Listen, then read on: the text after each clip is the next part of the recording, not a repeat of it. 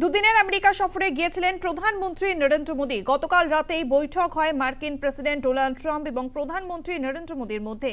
শিক্ষা, সন্ত্রাসবাদ সহ একাধিক বিষয়ে কথা হয়েছে। বৈঠক শেষে যৌথ সাংবাদিক সম্মেলন করেন মার্কিন প্রেসিডেন্ট ডোনাল্ড ট্রাম্প এবং ভারতের প্রধানমন্ত্রী নরেন্দ্র মোদী। ট্রাম্পকে ভারতের আমন্ত্রণ জানিয়েছেন প্রধানমন্ত্রী। বিশ্ব শান্তির পক্ষে ভারত, এমনটাই জানিয়েছেন মোদী।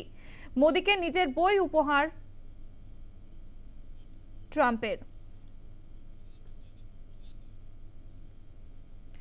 দ্বিপাক্ষিক বাণিজ্য জোরদার করার বার্তা দেওয়া হয়েছে। 2030 সালের মধ্যে বাণিজ্য দ্বিগুণ করতে হবে। দ্বিপাক্ষিক বাণিজ্য পৌঁছবে 500 মিলিয়নে। মেক ইন্ডিয়া গ্রেট এগেন প্রতিরক্ষা ক্ষেত্রে বড় ভূমিকা আমেরিকার। অত্যাধুনিক F-35 যুদ্ধবিমান পাচ্ছে ভারত। দ্বিপাক্ষিক বাণিজ্য জোরদার করার বার্তা দিয়েছেন প্রধানমন্ত্রী নরেন্দ্র মোদী। 2030 সালের মধ্যে বাণিজ্য দ্বিগুণ হবে। দ্বিপাক্ষিক বাণিজ্যে পৌঁছবে 500 মিলিয়নে। কি বলেছেন প্রধানমন্ত্রী নরেন্দ্র মোদী, শোনাবো আপনাদের। फ्रेंड्स, आज हमने द्विपक्षीय व्यापार को 2030 तक 2 गुना से भी अधिक बढ़ाकर $500 बिलियन तक पहुंचाने का लक्ष्य निर्धारित किया है। हमारी टीमें एक पारस्परिक लाभकारी ट्रेड एग्रीमेंट को शीघ्र संपन्न करने पर काम करेगी। भारत की ऊर्जा सुरक्षा सुनिश्चित करने में हम ऑयल तथा गैस ट्रेड को बल देंगे। ऊर्जा इंफ्रास्ट्रक्चर में निवेश भी बढ़ेगा। न्यूक्लियर एनर्जी क्षेत्र में हमने स्मॉल मॉड्यूलर रिएक्टर्स की दिशा में सहयोग बढ़ाने पर भी बात की। फ्रेंड्स, भारत की डिफेंस प्रिपेयर्डनेस में अमेरिका की महत्वपूर्ण भूमिका है। स्ट्रैटेजिक और ट्रस्टेड पार्टनर के नाते हम जॉइंट डेवलपमेंट, जॉइंट प्रोडक्शन और ट्रांसफर ऑफ टेक्नोलॉजी की दिशा में सक्रिय रूप से आगे बढ़ रहे हैं।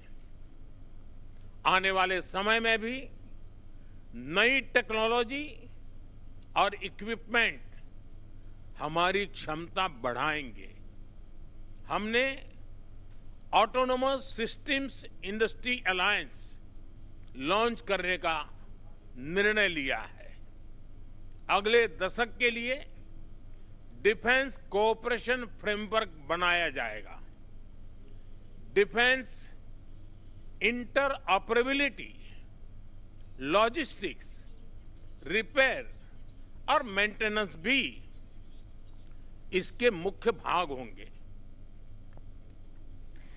এছাড়াও শুল্ক, এই বিষয়টিও খুব গুরুত্বপূর্ণ ছিল। সকলের নজর ছিল এই বিষয়ে কি বলেন আমেরিকার প্রেসিডেন্ট ডোনাল্ড ট্রাম্প। যৌথ সাংবাদিক বৈঠকে তিনি জানিয়েছেন ভারতের সমান শুল্ক চাপাবে আমেরিকা। কি বলেছেন শোনাবো। ট্রাম্প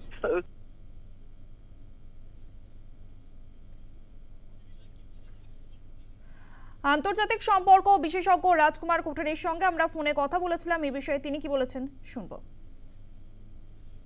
ট্রাম্প 2 প্রশাসন শুরু হওয়ার পরে প্রথমবার ভারতের প্রধানমন্ত্রী মার্কিন সফরে গিয়েছেন এবং সেখানে ডোনাল্ড ট্রাম্প ছাড়াও একাধিক মার্কিন কর্তাদের সঙ্গে এবং বিভিন্ন বিজনেস রিপ্রেজেন্টেটিভদের সঙ্গে তিনি কথা বলছেন, বৈঠক করছেন, আলোচনা করছেন।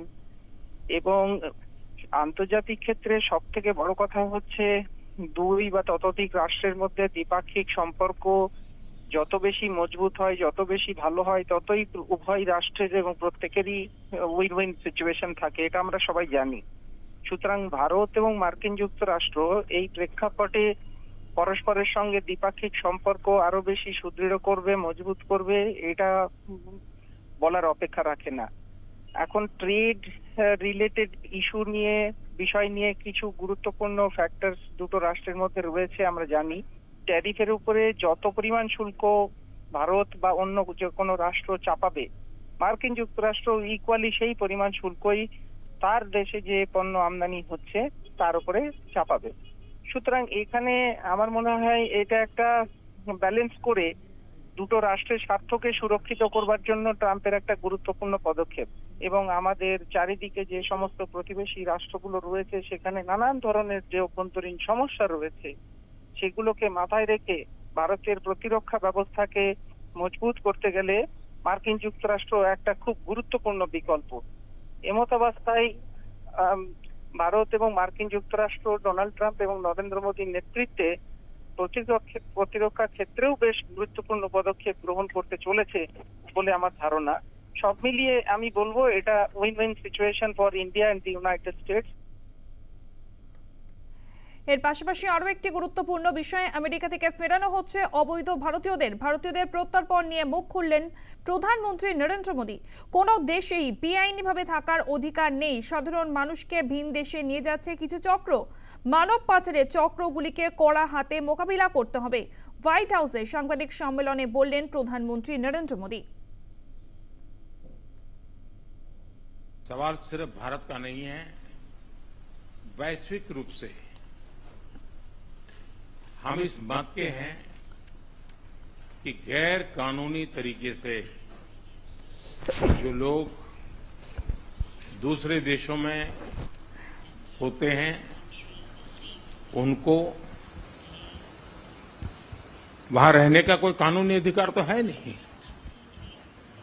जहां तक भारत और अमेरिका का सवाल है, हमने हमेशा कहा है कि जो वेरीफाइड होगा, कि जो सच्चे अर्थ में भारत का ही नागरिक होगा, वो अगर अमेरिका में गैर कानूनी तरीके से रहता है तो उसको वापस लेने के लिए भारत तैयार है। लेकिन बात हमारे लिए वहां से रुकती नहीं है। ये सामान्य परिवारों के बच्चे होते हैं, उनको बड़े बड़े सपने दिखाए जाते हैं और उनको ज्यादातर ऐसे होते हैं उनको गुमराह करके लाया जाता है।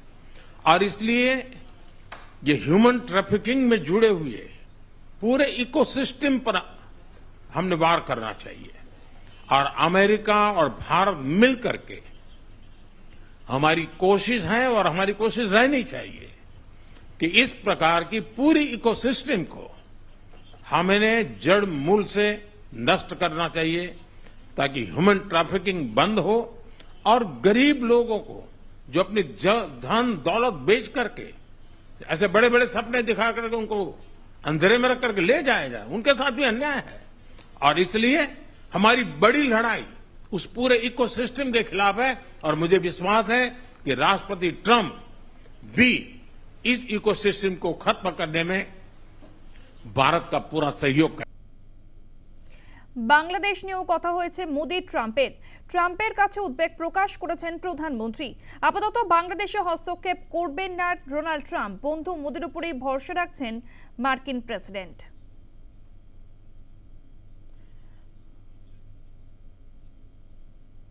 এ বিষয়ে আমরা কথা বলেছিলাম আন্তর্জাতিক সম্পর্ক বিশেষজ্ঞ রাজকুমার কোঠারির সঙ্গে। তিনি কি বলেছেন শোনাবো।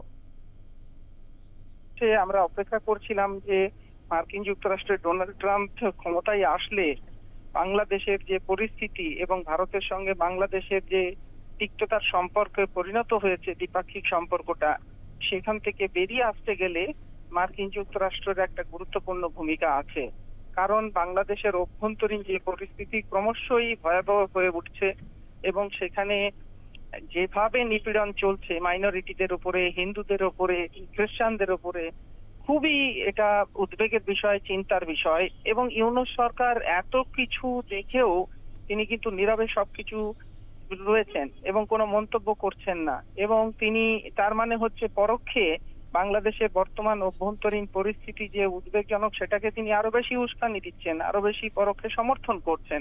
এমত অবস্থায় ডোনাল্ড ট্রাম্প যে মার্কিন যুক্তরাষ্ট্রের পক্ষ থেকে ভারতের প্রধানমন্ত্রীর উপরে যে ভরসা রেখেছেন, ভারতের উপরে যে ভরসা রেখেছেন, এটা খুবই তাৎপর্যপূর্ণ। এবং আমার আশা এর ফলে বাংলাদেশকে ভাবতে হবে আগামী দিনে তার পররাষ্ট্রনীতি এবং অভ্যন্তরীণ নীতির মধ্যে কিছু পরিবর্তন আনতে।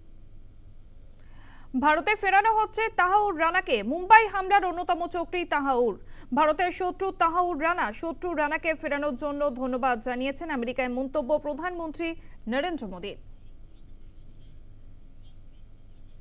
তাহাউর রানাকে ফেরানোর বিষয়ে মার্কিন প্রেসিডেন্ট ডোনাল্ড ট্রাম্প কি বলেছেন শুনব। Well, I don't think India had a very good relationship with the Biden administration. They wouldn't sell them oil and gas, which is rather hard to believe because, it's a good thing to do.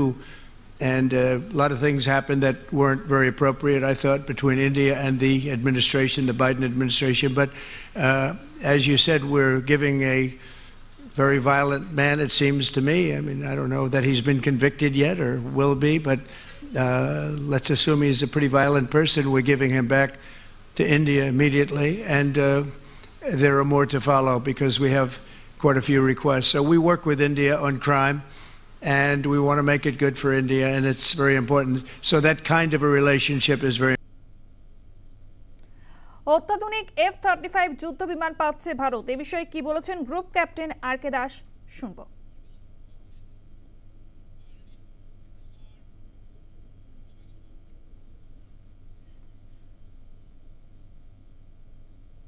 F-35 যদি ভারতের বায়ুসেনাতে যোগ দেয় তাহলে ভারতের বায়ুসেনা অত্যাধিক শক্তিশালী হয়ে যাবে এবং আমাদের এই মুহূর্তে যে আমাদের নাম্বার অফ স্কোয়াড্রনস যেটা রয়েছে এমনিতেই আমরা অনেকটাই ঘাটতি আছে। 42 স্কোয়াড্রন স্যাংশন স্ট্রেংথ, তার মধ্যে শুধুমাত্র 31টা স্কোয়াড্রন রয়ে গেছে।